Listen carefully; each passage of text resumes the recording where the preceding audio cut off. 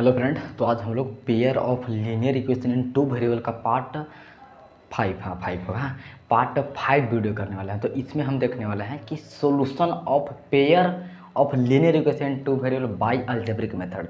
और आपको अगर याद होगा तो मैंने आपको अलजेब्रिक मेथड का 3 मेथड बताया था कि अलजेब्रिक मेथड में 3 तरीका आते हैं। कौन कौन? एक हो जाता है सब्स्टिट्यूशन मेथड, दूसरा आता है एलिमिनेशन मेथड और तीसरा आता है क्रॉस मल्टीप्लिकेशन मेथड। ठीक है, अगर आपने ग्राफिकल मेथड से सॉल्व करना नहीं सीखा है तो जा करके मेरा वीडियो देखिए ना। तो इसमें देखिए, इसमें सब्स्टिट्यूशन मेथड, एलिमिनेशन मेथड और क्रॉस मल्टीप्लिकेशन मेथड होता है अलजेब्रिक मेथड में। ठीक है, तो अब तीनों को तो एक साथ पढ़ेंगे नहीं, तो आज इस वीडियो में केवल हम पढ़ने वाले हैं सब्स्टिट्यूशन मेथड कि सब्स्टिट्यूशन मेथड से किसी pair of linear equation two variable को कैसे सॉल्व किया जाता है। तो आपको क्या करना है, वीडियो को लास्ट तक देखना है, तभी समझ में आएगा। ठीक है, तो चलिए स्टार्ट करते हैं। इसको अगर नोट करना चाहे तो कर लीजिए, हम आगे लेकर चलते हैं आपको।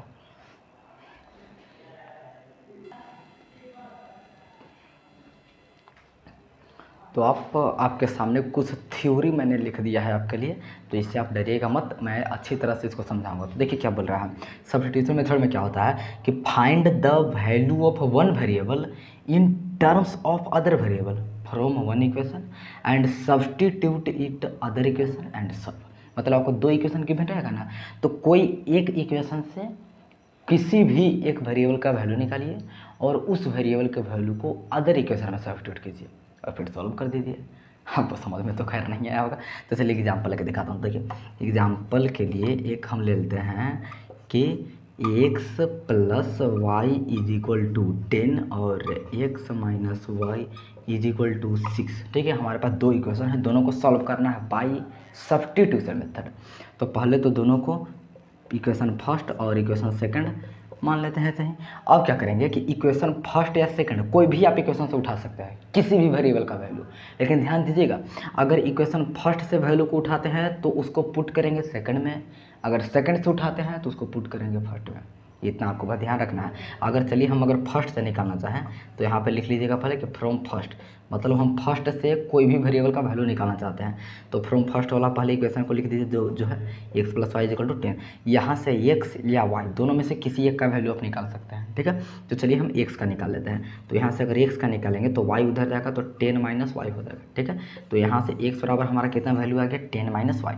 एक वेरिएबल का हम वैल्यू निकाल लिए in terms of other variable, x बराबर 10 माइनस वाई आ गया। अब ये जो x का वैल्यू हम फर्स्ट से निकाले हैं इसको सब्स्टिट्यूट करना है सेकंड में। बोल रहा है ना कि एक इक्वेशन से निकालिए उसको सब्स्टिट्यूट कीजिए अनदर इक्वेशन में। मतलब फर्स्ट से निकाले हैं तो सेकंड में पुट करेंगे, अगर सेकंड से निकालते हैं तो फर्स्ट में पुट करते हैं। अब क्या करते हैं, x का जो वैल्यू है इसको सेकंड में पुट करते हैं। तो यहाँ पे आप लिखिएगा कि substitute the value of x in equation second. तो यहाँ पे देखिए, अब बाई सब्स्टिट्यूटिंग हम डायरेक्ट लिखते हैं इस तरह से, आप तो समझ ही जाइएगा। तो by substituting it's value in second. ठीक है, तो देखिए क्या हो जाएगा, यहाँ पे है कितना, हम जो सेकंड इक्वेशन है पहले वाला लिख लीजिए अच्छी तरह से ताकि आपको आसान पड़े। अब देखिए यहाँ से जो x है, तो x का वैल्यू फर्स्ट से निकाले थे ना जो वाला, उसको हम इसमें रख देते हैं। x के जगह पर क्या निकाले थे, 10 माइनस वाई यही निकाले थे, और यहाँ पे माइनस वाई का माइनस वाई छोड़ देते हैं बराबर 6। अब आप देख रहे हो कि तो लीनियर इक्वेशन वन वेरिएबल अब आ गया। यहाँ से तो अब y आसानी से सॉल्व हो सकता है, नहीं हो जाएगा। यहाँ से अगर कोष्ट खोलेंगे तो जैसा वैसा ही रहेगा, तो माइनस वाई और माइनस वाई तो माइनस 2y हो जाएगा और बराबर 6। अगर आप यहाँ से 2y का वैल्यू निकालते हैं तो आपको y बराबर 2 आ जाएगा। y बराबर कितना आने वाला है, 2 नहीं आएगा। अगर 2y इधर जाएगा तो 6 इधर आएगा, तो 2y बराबर 4 हो जाएगा, तो y बराबर 2 हो जाएगा। आई होप आप इतना कर लेंगे। तो y बराबर 2 आते ही तो y बराबर 2 यहाँ पे पुट कर देंगे तो x बराबर आ जाएगा, क्योंकि हम x का वैल्यू निकाले ना इन टर्म्स ऑफ y। तो इसको आप थर्ड ले सकते हैं और फिर जाएंगे y का जैसे ही निकलेगा तो जाएंगे थर्ड में, और यहाँ पे सब्स्टिट्यूट करते हैं x का आ जाएगा वैल्यू। जैसे अब थर्ड में जा करके यहाँ पे x का वैल्यू पुट करते हैं y का, जो y का निकाल चुका है। अब x का निकालना है तो 10 माइनस वाई की जगह पुट कर दीजिए 2, तो x बराबर 8 आ गया। तो इस तरह से हम आसानी से सब्स्टिट्यूशन मेथड से वैल्यू मतलब सोल्यूशन निकाल सकते हैं। ठीक है, चलिए अगर नहीं भी समझ आया तो कोई दिक्कत नहीं, अभी बहुत सारे हम क्वेश्चन करने वाले हैं। तो चलिए आपके बोर्ड पर एक क्वेश्चन आएगा, उसको सॉल्व कीजिएगा पॉज करके।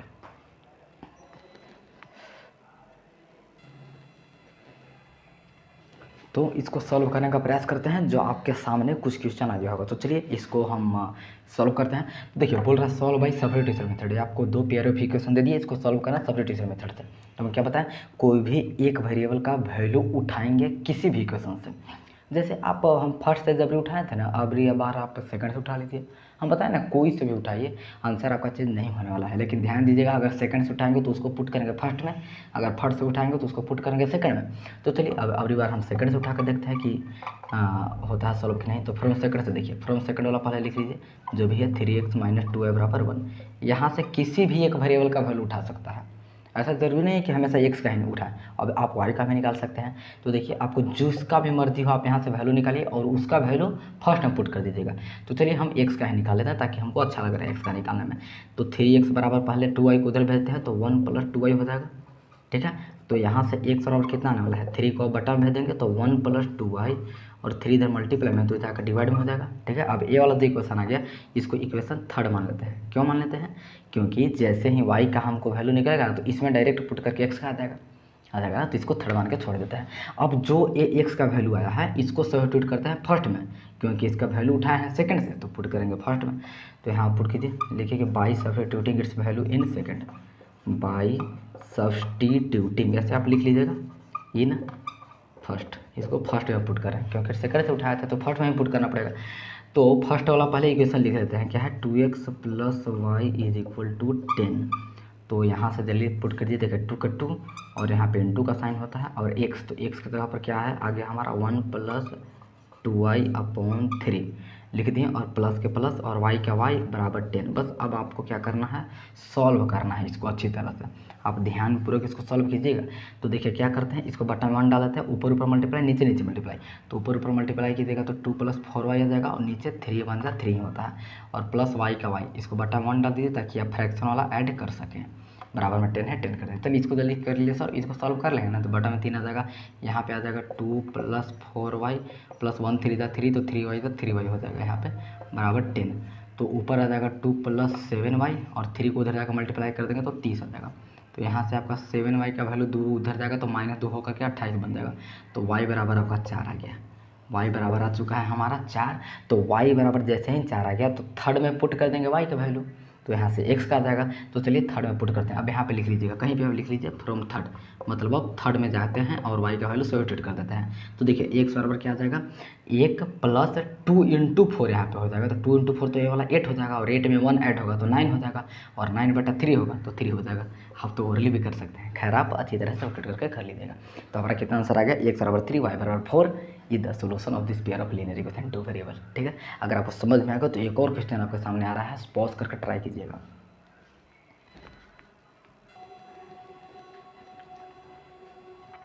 चलिए तो इसको सॉल्व करने का प्रयास करते हैं। ये आपका डेसिमल वाला है, इसी चलते मैंने आपको दे दिया है ताकि हमको सब कंसेप्ट क्लियर होना चाहिए। तो चलिए यहाँ बस सॉल्व करने वाला है। तो यहाँ पे 2 वेरिएबल s और t हैं, वहाँ पे x और y था, कोई दिक्कत नहीं है। यहाँ से भी एक वेरिएबल का पहले वैल्यू निकालेंगे, तो पहले तो दोनों को फर्स्ट और सेकंड मान लीजिए। अब कोई भी एक इक्वेशन से किसी एक वेरिएबल का वैल्यू निकालते हैं। तो चलिए आप किसी भी इक्वेशन से निकाल सकते हैं, लेकिन ध्यान दीजिएगा अगर फर्स्ट से निकालेगा तो उसको सेकंड में पुट करना है, अगर सेकंड से निकालेगा तो उसको फर्स्ट में पुट करना है। तो चलिए हम सोच रहे हैं कि फर्स्ट से ही निकाल लेते हैं। तो फ्रॉम फर्स्ट से पहले जो इक्वेशन है उसको लिख लेते हैं, 0.3t बराबर में है 1.3 है, ठीक है। अब यहाँ से किसी एक का वैल्यू, आप किसको वैल्यू निकालना चाहते हैं, टी का निकाल लीजिए, आप जिसका भी वैल्यू निकालना चाहते हैं यहाँ से निकाल लो। तो 0.3t, अगर टी का निकालना चाहते हैं तो पहले इसको उधर भेजना पड़ेगा, तो 1.3, ये अगर उधर जाएगा तो -0.2s हो जाएगा, एस है 5 नहीं है। तो टी बराबर यहाँ से कितना आ जाएगा 1.3 - 0.25/0.3, ये आपका आ गया टी का वैल्यू, ठीक है। टी का वैल्यू आ गया। अब क्या करेंगे, इस टी के वैल्यू को इस सेकंड में इक्वेशन में पुट करेंगे। तो पहले इसको थर्ड मान लीजिए, ठीक है, कि ताकि एस का वैल्यू है तो डायरेक्ट यहाँ पे सब्स्टिट्यूट करके निकाल ले। देखिए यहाँ पे एस है 25, आप समझ लीजिएगा, फिर एस है, ठीक है, ताकि यहाँ पे एस का वैल्यू आ जाएगा ना, तो इसमें सब्स्टिट्यूट करके टी का वैल्यू फाइंड कर लेंगे। तो चलिए अब जो भी टी का वैल्यू आ गया है इसको कहाँ पे पुट करेंगे, सेकंड में, क्योंकि इसको निकाले हैं फर्स्ट से। तो अब यहाँ पे लिखे बाई सब्स्टिट्यूटिंग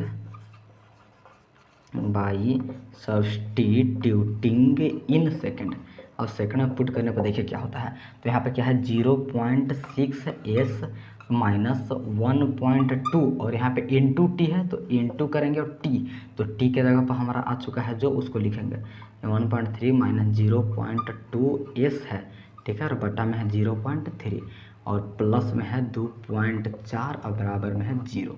इसको सॉल्व कर लीजिए इसको। अब तो ये तो लीनियर इक्वेशन में 1 वेरिएबल आ चुका है, इसको आप आराम से सॉल्व कर सकते हैं। देखिए पहले जो जो कट रहा है काट दीजिए, इसको 4 बार में कट जाएगा ना।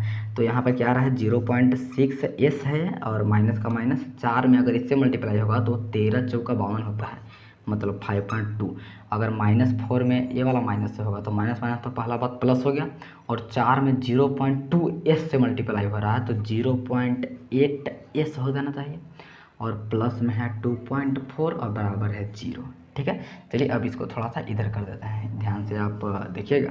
देखिए अब यहाँ पे इसको तो जो जो एस वाला है उसको पहले सॉल्व कर लेते हैं। तो 0.8 नहीं 0.6 प्लस 0.8 तो कितना हो जाएगा 1.4 हो जाएगा, शायद का सही में होगा। और यहाँ -5.2 और प्लस 2.4 अगर इसको सॉल्व करेंगे तो कितना आ जाएगा, जो बड़ा है उसका साइन तो पहले माइनस दे देंगे, दोनों को सब्ट्रैक्ट कर दीजिए तो कितना आता है 4 2 2 यानी कि 2.8 आ जाएगा, 2.8 आ जाएगा बराबर में 0। मतलब अब 2.8 को उधर भेजते हैं तो 1.4s बराबर प्लस 2.8 हो जाएगा उधर जाकर। तो अगर यहाँ से इसका वैल्यू निकालेंगे तो 2 आ जाएगा। तो एस का वैल्यू जैसे ही 2 आया तो इसको अब थर्ड वाला में पुट कर देते हैं इसके जगह पर, तो यहाँ से टी का वैल्यू आ जाएगा। तो अब लिखिए कि फ्रॉम थर्ड से अब भैया कर रहे हैं, तो देखिए क्या होने वाला है फ्रॉम थर्ड से। यहाँ से निकालेंगे टी बराबर, तो देखिए ओरली करते हैं, अगर यहाँ पे 1.3 माइनस 0.2 इंटू एस है तो इंटू के जगह पर 2 करें, इंटू के बाद एस के जगह पर 2 कर देंगे तो 0.2 इंटू 2 तो 0.4 हो जाएगा ये वाला, और 1.3 में से 0.4 घटेगा तो 0.9 आ जाएगा ऊपर, और नीचे है 0.3। अगर इसको आप डिवाइड करते हैं तो 3 आ जाता है, मतलब टी बराबर 3 एंड एस बराबर 2 is the solution of this linear equation. आपको समझ में आ गया है? तो चलिए एक और क्वेश्चन करते हैं।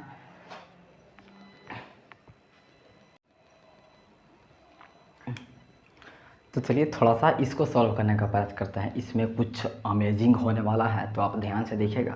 तो देखिए सबसे पहले क्या करेंगे, वही काम करेंगे जो हमेशा से करते आ रहे हैं, कोई फर्स्ट या सेकंड दोनों में से किसी एक इक्वेशन से किसी भी एक वेरिएबल का वैल्यू उठाएंगे। तो चलिए आपको किसमें से मन है आप खुद बताइए, आपकी मर्जी से चलेगी। क्या बोल रहे हैं सेकंड से? तो चलिए निकालिए सेकंड से। तो यहाँ पे लिखिए कि फ्रॉम सेकंड, हम सेकंड से निकाल रहे हैं, तो सेकंड वाला पहले जो भी इक्वेशन हो उसको पहले लिखेंगे। लिख दिए। अब यहाँ से आप किसका वैल्यू निकालना चाहते हैं, एक्स का या वाई का, किसी भी आप निकाल सकते हैं सर। तो हम बता रहे हैं आप एक्स का निकाल लीजिए। तो 12 वाई को पहले भेजना पड़ेगा, तो -12 हो गया, तो यहाँ से एक्स निकालेंगे तो 9 चला जाएगा बट्टा में, ठीक है। एक्स को ढंग से वैल्यू निकाल लीजिए। एक्स बराबर कितना आ गया -7 -12 वाई बट्टा 9। इसको कुछ अलग इक्वेशन ले लेते हैं, फर्स्ट सेकंड तो मान लिए हैं तो थर्ड लेते हैं, ठीक है। एक्स बराबर ये वाला आ गया, तो इसको सेकंड से निकाले हैं तो कहाँ पुट करेंगे, फर्स्ट में। हमें बताया ना कि अगर फर्स्ट से निकालेंगे तो सेकंड में पुट करेंगे, अगर सेकंड से निकालेंगे तो फर्स्ट में पुट करेंगे। तो यहाँ से सेकंड से निकालनी है एक्स का वैल्यू, तो इसको पुट करेंगे फर्स्ट में। तो यहाँ पे लिखे कि by substituting it's value in first, ठीक है, बाई सब्सटीट्यूटिंग इन फर्स्ट। हम थोड़ा शॉर्ट में लिखते हैं आपका टाइम बचाने के लिए। तो अब क्या करेंगे, एक्स का वैल्यू इसमें पुट करेंगे, फर्स्ट में पुट करने वाला है। तो पहले जो फर्स्ट इक्वेशन है उसको लिख देते हैं अच्छी तरह से, 4y बराबर 8 जो भी है। अब यहाँ देखिए जहाँ जहाँ एक्स है, जहाँ जहाँ क्या एक ही जगह है, तो इसको जो पर जो भी यहाँ से वैल्यू निकल के आया है उसको सब्स्टिट्यूट करते हैं। तो 3 के 3 और यहाँ इंटू का साइन होता है, और एक्स की जगह क्या है -7 -12y अपॉन 9 यही है ना, और प्लस 4y का प्लस 4y लिखते हैं इधर, बराबर 8 का बराबर 8, ठीक है। चलिए अब इसको थोड़ा सॉल्व करते हैं। तो अब यहाँ से ध्यान से देखिएगा, इसको सॉल्व करने के लिए इसको 3 बार में काट दे रहे हैं। तो ऊपर कितना बच गया -7 -12y ऊपर बच गया, और नीचे हमारा 3 बच रहा है, और यहाँ पे है +4y बराबर में है 8। तो अब यहाँ से आप फ्रैक्शन वाला ऐड जल्दी कर दीजिए, तो नीचे नीचे का एलसीएम लेते हैं 3 आ जाएगा ना। अब इसको डिवाइड करके तो 1 बार में कटेगा, ऊपर 1 से मल्टीप्लाई होकर जितना है उतना ही रह जाएगा। सर इतना तो आप जानते होंगे। अब 1 से 3 को डिवाइड करेंगे 3 आएगा, 3 से ऊपर मल्टीप्लाई करेंगे तो 3 4 12 हो जाएगा, बराबर में 8 का 8। अब ध्यान दीजिएगा यहाँ पे थोड़ा सा, यहाँ -7 और प्लस यहाँ पे -12y है, -12y प्लस 12y ऊपर बच रहा है, और 3 को उधर भेज देंगे तो कितना हो जाएगा 24 हो गया ना।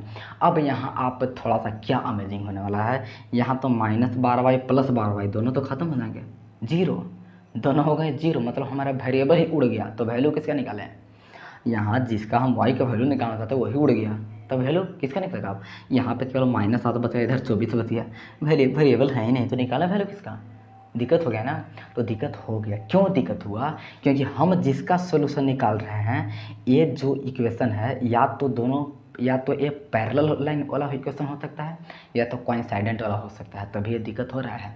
क्योंकि हम वैल्यू किसका निकाल सकते हैं? जिसका यूनिक सोल्यूशन हो, जिसका केवल एक ही सोल्यूशन आ रहा हो, मतलब इंटरसेक्टिंग वाला का ही हम वैल्यू निकाल पाते हैं, नहीं तो पैरेलल और कोइंसाइडेंट वाला का वैल्यू नहीं निकाल पाते हैं। क्योंकि पैरेलल में नो सोल्यूशन आ जाता है, मतलब निकलेगा ही नहीं, और कोइंसाइडेंट में तो इनफाइनाइट आ जाते हैं, तो कितना निकालते रहेंगे? समझ रहे हैं बात को?